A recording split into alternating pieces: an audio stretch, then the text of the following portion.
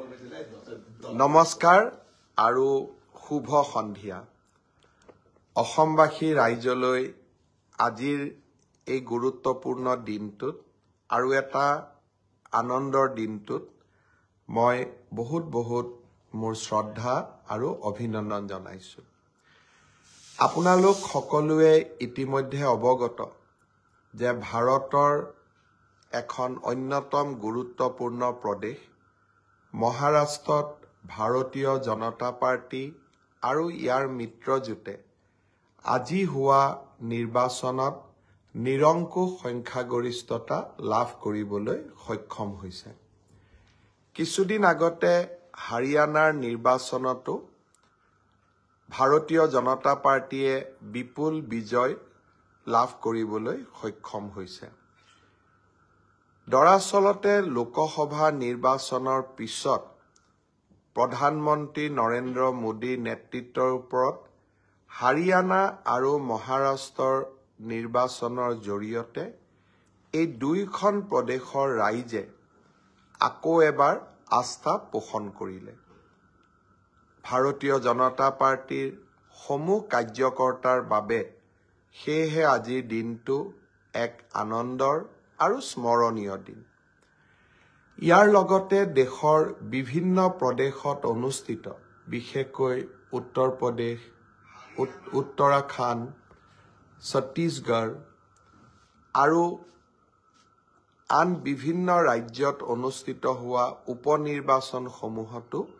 ভাৰতীয় জনতা পাৰ্টিয়ে সুন্দৰ ফলাফল দেখুৱাবলৈ সক্ষম হৈছে অৱশ্যে এই আনন্দৰ খবৰবিলাকৰ মাজতে ঝাৰখণ্ডৰ নিৰ্বাচনত আমাৰ দলৰ পৰাজয়ে স্বাভাৱিকভাৱে আমাক সকলোকে ব্যথিত কৰিছে ঝাৰখণ্ডৰ বিষয়ে মই আৰু অলপ কথা ব্ৰডকাষ্টৰ শেষৰ ফালে ক'বলৈ যত্ন কৰিম আজিৰ দিনটোত অসমবাসী ৰাইজক মই বিশেষভাৱে কৃতজ্ঞতা জনাম এই কাৰণে যে অসমত অনুষ্ঠিত ৫টা বিধানসভাৰ উপনিৰ্বাচনত আমাৰ দল তথা অসম গণ পৰিষদ আৰু UPPL দলৰ প্ৰাৰ্থী ৫টা উপনিৰ্বাচনতে বিজয়ী হ'বলৈ সক্ষম হ'ল স্বাভাৱিকতে এখন চৰকাৰ ৪টা বছৰ পুৰণি হোৱাৰ পিছত যেতিয়া উপনিৰ্বাচন অনুষ্ঠিত হয় এই উপনিৰ্বাচনৰ ফলাফলসমূহে আগন্তুক আহিবলগীয়া বিধানসভা নিৰ্বাচনৰ কৰবাত নহয় কৰবাত জনসাধাৰণৰ এটা মন বা জনসাধাৰণৰ অভিমত এটা প্ৰকাশ কৰাৰ বাবে চেষ্টা কৰে সেয়েহে নিৰ্বাচনলৈ এটা বছৰ থকা ৰাজ্যবিলাকত সাধাৰণতে শাসকীয় দলে ১০০% আসনত বিজয়ী নহয় যদিহে সেই প্ৰদেশখনৰ ৰাইজে পৰিৱৰ্তন বিচাৰে ৪খন আসন আমাৰ আছিল বঙাইগাঁৱত অসম গণ পৰিষদ চিডলিত UPPL ধলাইত ভাৰতীয় জনতা পাৰ্টি বিহালীত ভাৰতীয় জনতা পাৰ্টি ১০০% আমি বিজয়ী হ'বলৈ সক্ষম হলো ইয়াৰ লগতে অসমৰ ৰাইজে আমাক ১০০%ৰ ওপৰত এক প্ৰকাৰ এটা প্ৰিমিয়াম দিলে প্ৰিমিয়াম হ'ল সামুগুৰি সমষ্টি আমি সকলোৱে জানো যে সামুগুৰি সমষ্টি যিটো ডেমোগ্ৰাফি বা জনসংখ্যাৰ যিটো গাঁথনি সেই জনসংখ্যাৰ গাঁথনিটোত ৬৫% সংখ্যালঘু লোকে তাত বসবাস কৰে কংগ্ৰেছ দলে বিগত ২৫ বছৰ ধৰি এই সমষ্টিটোক প্ৰতিনিধিত্ব কৰি আহিছে যোৱা লোকসভাৰ নিৰ্বাচনতো এই সমষ্টিটোৰ পৰা লোকসভাৰ সাংসদ হিচাপে প্ৰদ্যুৎ বৰদলৈ ডাঙৰীয়াই যথেষ্ট সংখ্যক ভোটত লিড ল'বলৈ সক্ষম হৈছিল সেয়েহে নিৰ্বাচনৰ প্ৰাৰম্ভণিতে মোক কোনোবা সাংবাদিকে সুধিলে যে উপনিৰ্বাচনত আপোনালোকে কেইটা সিটত জিকিব মই 4টা সিটত জিকিম বুলি উল্লেখ কৰিছিলোঁ কাৰণ সামুগুৰি সমষ্টি আমি জিকা সহসাধ্য নাছিলে মই গৌৰৱ অনুভৱ কৰোঁ যে ভাৰতীয় জনতা পাৰ্টিৰ কাৰ্যকৰ্তাসকলে অক্লান্ত প্ৰচেষ্টাৰে সামুগুৰি সমষ্টিত আমাৰ দলৰ প্ৰাৰ্থী ডিপ্লু ৰঞ্জন শৰ্মাক বিপুল ভোটত বিজয়ী কৰে সামুগুৰিৰ বিজয়ে অসমৰ ৰাজনীতিলৈ এটা বহু ডাঙৰ পৰিৱৰ্তন কঢ়িয়াই আনিব কংগ্ৰেছ দলৰ ৰাজনীতি আছিলে এপিজমেণ্ট অৰ্থাৎ কোনোবা এটা জনগোষ্ঠীৰ প্ৰতি বিশেষ মৰম আৰু তাৰ ফলত সংখ্যাগৰিষ্ঠ জনসাধাৰণক অৱমাননা ভাৰতীয় জনতা পাৰ্টিৰ নীতি হ'ল এপিজমেণ্ট টু নান জাষ্টিস টু অল অৰ্থাৎ আমি সকলোকে ন্যায় প্ৰদান কৰিম কিন্তু কাকোৱেই আমি ভোট বেংকৰ দৰে ব্যৱহাৰ নকৰোঁ আৰু সেই ধৰণে অসমৰ সংখ্যালঘু জনতাৰ মাজত আমি সোমাবলৈ চেষ্টা কৰিছিলোঁ যে আৰু আমি স্পষ্টভাৱে ৰাইজক কৈছিলোঁ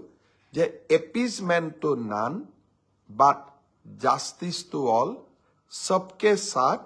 সবকে বিকাশ আজি সামুগুৰি সমষ্টিৰ সংখ্যালঘু জনসাধাৰণেও অভূতপূৰ্বভাৱে আমাক ভোটদান কৰিলে আৰু পৰম্পৰাগতভাৱে ভাৰতীয় জনতা পাৰ্টিক ভোট দি অহাসকলে আমাক পুনৰ এবাৰ আস্থা পোষণ কৰিলে মই পুনৰবাৰ সামুগুৰিৰ বিশেষ বিজয়ৰ বাবে ডিপ্লু ৰঞ্জন শৰ্মা আৰু ভাৰতীয় জনতা পাৰ্টিৰ কাৰ্যকৰ্তাসকল লগতে মন্ত্ৰী কেশৱ মহন্ত আৰু দিনে নিশাই পৰিশ্ৰম কৰা বিধায়ক জিতু গোস্বামীক উষ্ণ অভিনন্দন জনাইছোঁ বিহালীৰ নিৰ্বাচন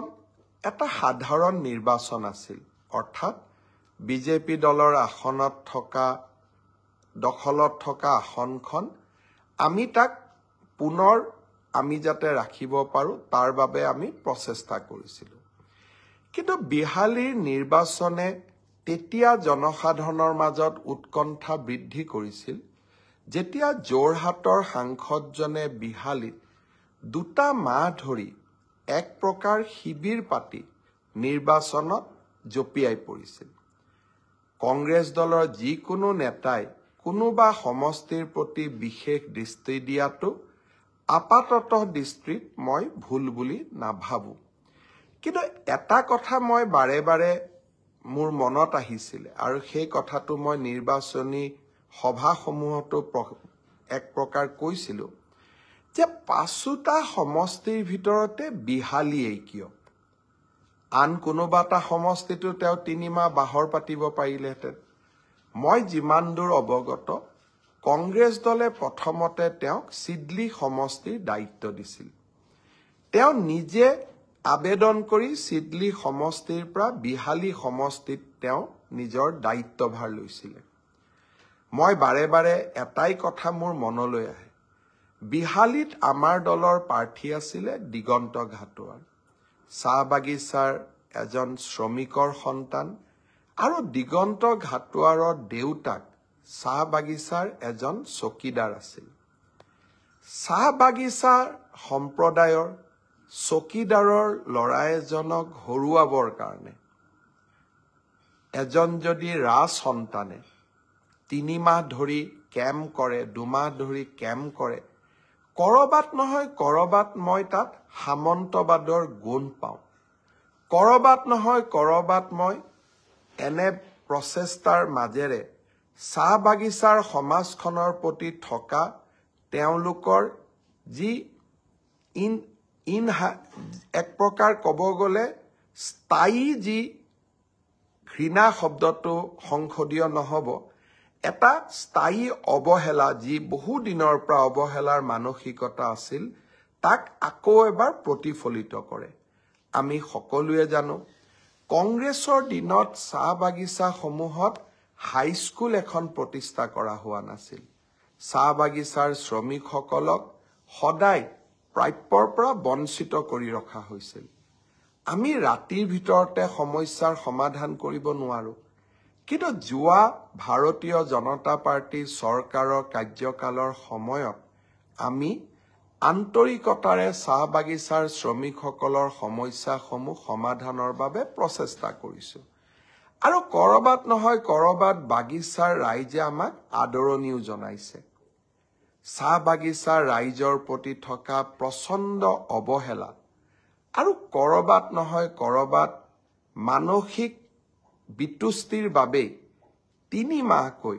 চাহ বাগিচাৰ চকীদাৰৰ সন্তান এজনক কোনোবাই যদি হৰুৱাবলৈ কেম্প কৰে বা তাতেই বহি থাকে মই নাভাবো সি সমাজখনলৈ কৰবাত নহয় কৰবাত ইতিবাচক বাৰ্তা পঠিয়াইছে বুলি কংগ্ৰেছ দলৰ ই আন্তৰিক কথা কিন্তু আমি বিহালীৰ বিজয়ৰ জৰিয়তে চাহ বাগিচাৰ চকীদাৰৰ সন্তান এজনক অসম বিধানসভালৈ আনিব পাৰি আমি আজি যথেষ্ট আনন্দিত আৰু বিহালীৰ ৰাইজকো মই ভাৰতীয় জনতা পাৰ্টিৰ ওপৰত গভীৰ আস্থা পোষণ কৰাৰ বাবে আকৌ এবাৰ ধন্যবাদ জনাইছো ব্ৰডকাষ্টত মই আপোনালোকক এটা সৰু ভিডিঅ' দেখুৱাব খুজিছো ভিডিঅ'টো অলপ দেৰি আপোনালোকে চাওক এই ভিডিঅ'টো হ'ল 2016 চনৰ 4 এপ্ৰিলৰ দিনা সামুগুৰি সমষ্টিৰ মোৱামাৰী পঞ্চায়তত সংঘটিত হোৱা এটা ঘটনাৰ ভিডিঅ'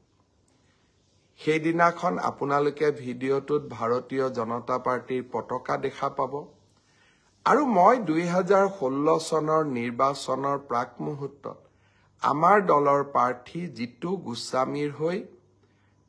প্ৰচাৰ অভিযান চলাবলৈ সামুগুৰি সমষ্টিত প্ৰৱেশ কৰিছিলোঁ মোৱামাৰী পঞ্চায়তত সেই সময়ৰ কংগ্ৰেছ দলৰ সদস্যসকলে এনেদৰে মোৰ ওপৰত আক্ৰমণ চলাইছিল আৰু এক প্ৰকাৰ জীৱন বান্ধি বুকুত বান্ধি আমি তাৰ পৰা ওলাই আহিছিলোঁ 2016 চনৰ পিছত কেতিয়াও মই ভবা নাছিলোঁ যে সামুগুৰিৰ ৰাইজে মোক ন্যায় প্ৰদান কৰিব আজি এই দিনটোত সামুগুৰিৰ ৰাইজে 4 এপ্ৰিল 2016 চনত ঘটা এই নিন্দনীয় ঘটনাটোক আকৌ এবাৰ গৰিহণা দিলে আৰু আপোনালোকে আপোনালোকৰ সন্তানক ন্যায় দিলে মই শুনামতে মোৱামাৰী পঞ্চায়ততো আমি আজি যথেষ্ট ভোট পাবলৈ সক্ষম হৈছো ধুবুৰীৰ সাংসদ ৰকিবুল হুছেইন ডাঙৰীয়া সেই সময়ৰ সামুগুৰি সমষ্টিৰ বিধায়ক আছিল মোৰ লগত ঘটা এই ঘটনাৰ পিছত মই অন্তত এটা ফোন আশা কৰিছিলোঁ যে মোৰ সমষ্টিত হোৱা এই ঘটনাটোৰ কাৰণে মই দুখিত ৰাজনৈতিক জগতখনত আমাৰ পৰিয়ালসমূহৰ মাজত থকা নিবিৰ সম্পৰ্কৰ বাবে এনে পৰম্পৰা বিদ্যমান আছিলে যেতিয়া কোনোবাই এই পৰম্পৰাসমূহ বিদায় দিয়ে ৰাইজে কৰবাত নহয় কৰবাত ন্যায় প্ৰদান কৰে সামুগুৰি সমষ্টিৰ উপনিৰ্বাচনত যোৱাৰ দিনাখন মই ৰাইজক কৈছিলোঁ যে মই 25 তাৰিখৰ পিছত আপোনালোকৰ মাজত আকৌ আহিম মই আকৌ এবাৰ কৈছোঁ মই খুব সোনকালে আপোনালোকৰ মাজলৈ আহিবলৈ চেষ্টা কৰিম যি কি নহওক আজি পুনৰ এবাৰ অসমবাসী ৰাইজলৈ ভাৰতবাসী ৰাইজলৈ ভাৰতীয় জনতা পাৰ্টিৰ প্ৰতি দেখুওৱা অকুণ্ঠ মৰম আৰু আশীৰ্বাদৰ বাবে ধন্যবাদ জনাইছোঁ অসমৰ ৰাইজক আকৌ এবাৰ বিশ্বাস দিয়াব খুজিছোঁ যে মই কিমান কাম কৰিব পাৰিছোঁ নোৱাৰিছোঁ তাক মই নাজানো কিন্তু প্ৰতিটো পল প্ৰতিটো মুহূৰ্ত অসমবাসী ৰাইজৰ কল্যাণৰ বাবে মুখ্যমন্ত্ৰী হোৱাৰ পৰা মই নিজক নিয়োগ কৰিছোঁ আৰু হয়তো মোৰ মাজত থকা বহুতো যাক কয় এক প্ৰকাৰ শব্দটো মই ঠিক এনেদৰে কম যে প্ৰত্যেকজন ব্যক্তিৰে কিছুমান সীমাবদ্ধতা থাকে হয়তো মোৰ মাজতো এনে বহুত সীমাবদ্ধতা আছে কিন্তু এই সীমাবদ্ধতাৰ মাজতো প্ৰতিটো ক্ষণ, প্ৰতিটো পল, প্ৰতিটো মুহূৰ্ত ৰাইজৰ বাবে মই কাম কৰাৰ বাবে চেষ্টা কৰিছো আৰু অনাগত দিনতো এনেকে চেষ্টা কৰি গৈ থাকিম। আপোনালোকৰ আশীৰ্বাদ থাকিব আৰু আপোনালোকৰ আশীৰ্বাদ থাকিলে অসমক আমি জগত সভালৈ লৈ যাম। ঝাৰখণ্ডত যোৱা 4টা মাহত নিৰ্বাচনৰ বাবে যথেষ্ট জড়িত হৈ আছিলো। झारखंड में बीते 4 महीना मैंने बिताया। भारतीय जनता पार्टी का एक कार्यकर्ता का रूप में पार्टी को मदद करने, पार्टी को साहस देने और पार्टी का कार्यकर्ता का साथ एक साथ चुनाव लड़ने के लिए हम लोगों ने भरपूर प्रयास किया। जो भी कारण हो, हम हमारा मकसद में कामयाब होने नहीं पाया, लेकिन इसका मतलब ये नहीं है कि हमें हमारा चेष्टा को छोड़ देना चाहिए। जब भी कोई काम में हम असफल होता हो, वही आगे वाला दिन का सफलता का बुनियाद बन जाते हैं। मैं झारखंड का कार्यकर्ता को करीब से मेरा देखने का सौभाग्य हुआ। झारखंड का जनताओं से खूब मिले। मैं आज भी समझता हूं कि घुसपैठियों का जो समस्या है वो आने वाला दिन में झारखंड को बहुत ज्यादा क्षति पहुंचाने वाला है। मैं झारखंड का सरकार को निवेदन करूंगा, आपका सरकार है, लेकिन घुसपैठियों को झारखंड से निकालना या कम से कम उनको शिनाख्त करना हमारे संविधान प्रदत्त जिम्मेदारी होते हैं। मेरा विश्वास है झारखंड का सरकार ये जिम्मेदारी का निर्वहन करेगा। भारतीय जनता पार्टी विधानसभा में विरोधी का भूमिका पालन करते हुए हम हमेशा ये इश्यू को विधानसभा में उठाते रहे। ये मैं सुने हुए विधायकों को मेरा ओर से निवेदन करूंगा। झारखंड में खूब सारे समय बिताए, कुछ मिशन में गए थे, सफल नहीं हुए, लेकिन आप लोगों का प्यार और मोहब्बत हमेशा मेरा याद रहेगा। और असम में आप लोग जब भी आते हो, अब हमेशा आप लोग याद कीजिए कि आपका कोई दोस्त असम में है। मैं पुनः एक बार आप लोगों को मेरा बहुत बहुत धन्यवाद ज्ञापन करता हूं। অহাকালি আমাৰ জাতীয় জীৱনৰ বাবে এটা মহৎ মহিয়ান দিন। অহাকালি লাচিত বৰফুকনৰ 402তম জন্ম দিৱস। আমি সকলোৱে মনত পেলাম আকৌ এবাৰ কি ধৰণে আমি লাচিত বৰফুকনৰ 400তম জন্ম জয়ন্তী অতি সুন্দৰভাৱে পালন কৰিছিলো আৰু সমগ্ৰ দেশতে লাচিতৰ সাহস শৌৰ্যক আমি বিতৰণ কৰিবলৈ অসমৰ বুকুৰ পৰা ভাৰতবৰ্ষৰ বহল বুকুলৈ লৈ যাবলৈ সক্ষম হৈছিলো। মোৰ আজিও গৌৰৱেৰে সৈতে মনত পৰে প্ৰধানমন্ত্ৰী নৰেন্দ্ৰ মোদী ডাঙৰীয়াই লাচিতৰ প্ৰতিমূৰ্তি হলঙা পাৰত উদ্বোধন কৰা সেই পবিত্ৰ ক্ষণটোৰ কথা। ই আমাৰ বাবে জাতীয় জীৱনৰ বাবে এক গৌৰৱৰ পল আছিল। লাচিত আমাৰ সাহস, লাচিত আমাৰ শৌৰ্য আৰু বীৰ্যৰ প্ৰতীক। লাচিতে অসমীয়া জনতাৰ বীৰত্ব আৰু সাহসক প্ৰতিনিধিত্ব কৰে। অহাকালি দিনটো পুনৰ এবাৰ মই অসমবাসী ৰাইজক লাচিত বৰফুকনৰ প্ৰতি শ্ৰদ্ধাঞ্জলি আগবঢ়াবলৈ আহ্বান জনাম আৰু যিসকলে পাৰে নিজৰ ফেচবুকত বা নিজৰ টুইটাৰ বা নিজৰ হোৱাটছআপত অহাকালি প্ৰফাইল পিকচাৰত লাচিত বৰফুকনৰ প্ৰফাইল পিকচাৰ ৰাখিব পাৰি নেকি তাৰ বিষয়ে চিন্তা চৰ্চা কৰিবলৈ মই সকলোকে আহ্বান জনালো। অসমত অহা কেইটামান দিনত আমি কেইবাটাও নতুন ব্যৱস্থা বা নতুন কাৰ্যসূচী আৰম্ভ কৰিম 10 ডিচেম্বৰৰ পৰা 20 ডিচেম্বৰৰ ভিতৰত 10টা দিনত আমি 5টা কাৰ্যসূচী ৰূপায়ণ কৰিম পোনপ্ৰথমে বিগত বানপানীত যিসকল লোকৰ ভীষণভাৱে ক্ষতিগ্ৰস্ত হৈছিল তেওঁলোকক আমি সাহায্যসমূহ বিতৰণ কৰিম তাৰ পিছতেই মাইক্ৰ ফাইনেন্স লোন ৱেইভাৰৰ আমাৰ যিখন আঁচনি সেই আঁচনিখনৰ অধীনত 50,000 টকালৈকে ঋণ লোৱা আই মাতৃসকলক আমি নো অবজেকশ্যন চাৰ্টিফিকেটসমূহ বিতৰণ কৰিম এই সময়ছোৱাৰ ভিতৰতে হাইস্কুল শিক্ষান্ত পৰীক্ষাত ডিষ্টিংশ্যন সৈতে পাছ কৰা ছাত্ৰ-ছাত্ৰীসকলক আনন্দৰাম বৰুৱা বঁটা আমি প্ৰদান কৰিম আৰু 10 ডিচেম্বৰৰ পৰা 20 ডিচেম্বৰৰ ভিতৰতে আমি নৱমমান শ্ৰেণীৰ ছাত্ৰীসকলক আৰু ছাত্ৰসকলক আমি চাইকেল বিতৰণ কৰিম আৰু ঠিক একেধৰণে উচ্চতৰ মাধ্যমিকত সুখ্যাতিৰে উত্তীৰ্ণ হোৱা ছাত্ৰ আৰু ছাত্ৰী যিসকল ইতিমধ্যে নিৰ্বাচিত হৈছে তেওঁলোকক স্কুটিসমূহ বিতৰণ কৰিম অৰ্থাৎ 10 ডিচেম্বৰৰ পৰা 20 ডিচেম্বৰলৈকে আমি সকলোৱে ব্যস্ত থাকিম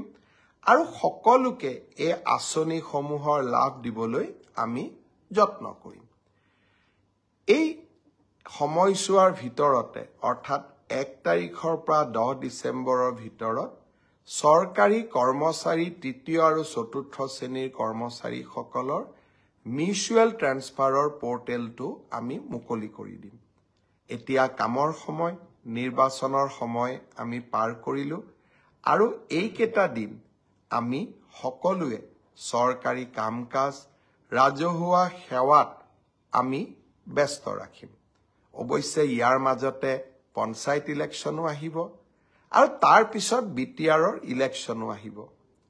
25 চনটো কামৰ মাজে মাজে নিৰ্বাচনো হৈ থাকিব কাৰণ 26ৰ নিৰ্বাচনৰ আগত আমি কেইবাটাও নিৰ্বাচন পাতিব লাগিব ৰাভা হাছঙৰ নিৰ্বাচন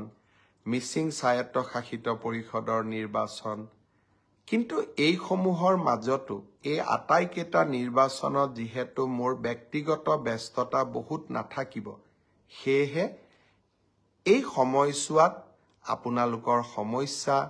আৰু আপোনালোকক দি অহা প্ৰতিশ্ৰুতিসমূহ পূৰণ কৰাৰ বাবে মই চেষ্টা কৰিম আজি আমাৰ ব্ৰডকাষ্টত বহু কেইজন লোক জড়িত হৈ আছে মাসুদ হক মিল্টন বিপুল দে আমিনুল হক সামিম আহমেদ সকলোৱে পাখি ভাই ওসমান গনি অপূৰ্ব হাজৰিকা তাপস সেন বিনয় শৰ্মা সোনু লক্ষ্মীনাথ পেগু